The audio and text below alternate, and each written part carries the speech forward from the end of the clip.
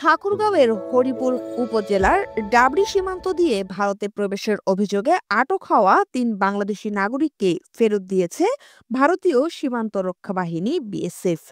রবিবার দুপুরে ভারতের ডাবরি এলাকায় বর্ডার গার্ড বাংলাদেশ ও বিএসএফ এর কোম্পানি কমান্ডার পর্যায়ে পতাকা বৈঠকের মাধ্যমে তাদের ফেরত দেওয়া হয়। জেরিন ওয়াটার হিটার আছে আপনাদেরই পাশে।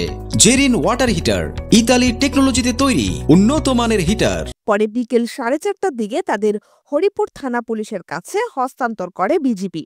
এর আগে গত রবিবার 10টা 40 মিনিটের দিকে ঠাকুরগাঁওয়ের হরিপুর উপজেলার ডাবরি সীমান্তের 367/2 নম্বর মেইন পিলারের 1 নম্বর এলাকা দিয়ে ভারতে প্রবেশ করায় ওয়ালিগড় ক্যাম্পের বিএসএফ সদস্যরা ওই 3 জনকে আটক করেন বলে বিজিবি সূত্রে জানা গেছে।